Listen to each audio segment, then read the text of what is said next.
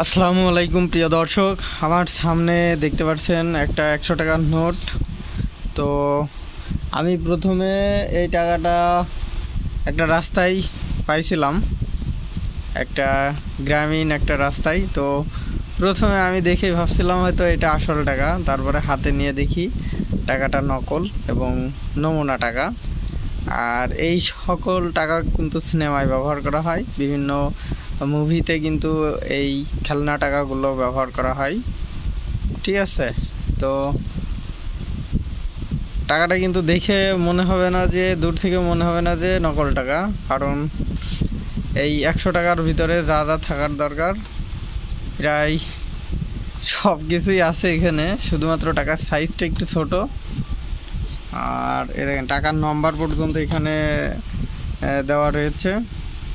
আর এই যে জরিটা, টাকায় অনেকে নকল টাকা আসল টাকা এই জরির মাধ্যমে চেনে, তো এখানে জরিটাও কিন্তু দেওয়া রয়েছে।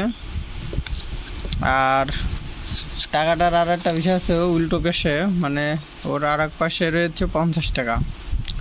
তো এটা হচ্ছে 50 টাকার, এই সাইডে 50 আর এই সাইডে 100, মানে 1 টাকার ভিতরে এইদিকে 100 টাকা আর এইদিকে 50 টাকা, 150 টাকা। একটা নোটে 150 টাকা। তো আসলে বাস্তবে যদি এমন হতো তাইলে আরও ভালো হতো, যে একদিকে 100 টাকা আর একদিকে 50 টাকা, একটা নোটে 150 টাকা। তো সব মিলিয়ে টাকাটা 100 টাকার এই সাইডটা দেখে মনে হবে না যে নকল। তো নকল টাকা আমি এর আগেও দেখছি, তবে আমিও ধোঁকা খেলাম এবার এই 100 টাকা রাস্তায় পড়ে থাকতে দেখে। তো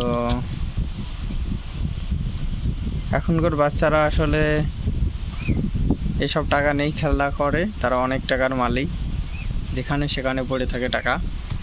তো দর্শক, এই খেলনা টাকা যারা প্রথম দেখছেন কমেন্ট করবেন। ভিডিওটা এই পর্যন্তই, দেখা হবে নতুন কোনো ভিডিওতে। ততক্ষণ ভালো থাকবেন, সুস্থ থাকবেন।